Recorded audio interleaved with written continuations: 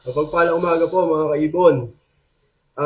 Nung nakaraan po napag-aralan natin yung about sa Danpalo kung paano tayo makakakuha ng makakagawa ng mga umpisang ano natin ng Danpalo, pundasyon para pagka binangga natin sa mga gusto nating project, matibay na yung Danpalo.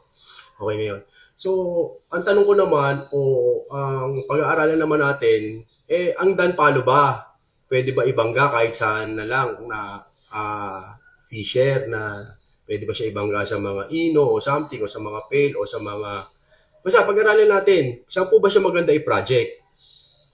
Yun, pag-aaralan natin yun.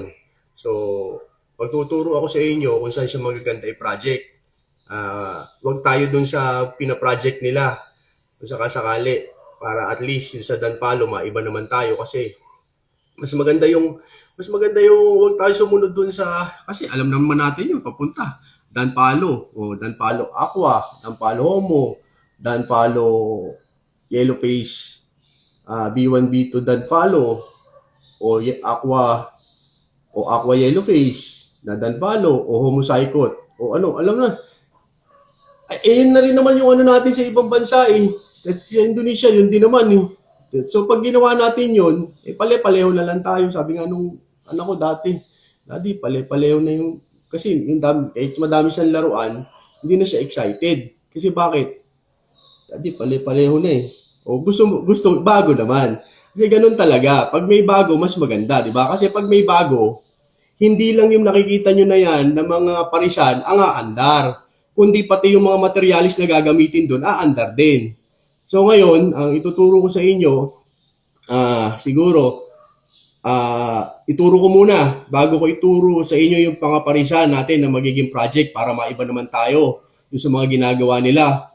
Kasi yun nga, kasi nakuha ko nga sa anak ko na gano'n na parang, Daddy, pare-pareho. Hindi na siya excited.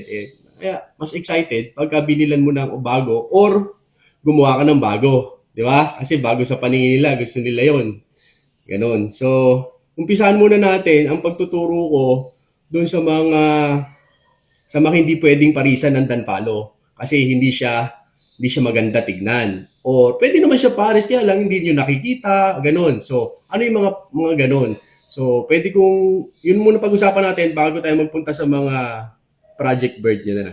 Okay, pagdating sa mga Danpalo. O sa mga Danpalo breeder dyan, ayun, abang-abang lang kayo. Sa mga kasama ko na matatagal na rin mag-breed, nagbi-breed, o yun, sabay-sabay tayo maggawa ng bagong Danpalo, hindi yung pare-pareho. Kasi pag pare-pareho na, sunod-sunod tayo doon, wala naman tayo din, hindi naman tayo mapapansin pag ganun mga kaipon. Di ba? Ayun. At ayun, hanggang dyan mga kaibon. At pagpalang umaga po sa inyo at ako'y magugulay na ulit. Ayan, yun o. Gulay-gulay lang yung umaga kasi hindi ako pwedeng hindi maggulay at yung mga babies ng mga aking mga ibon umaasa yan araw-araw.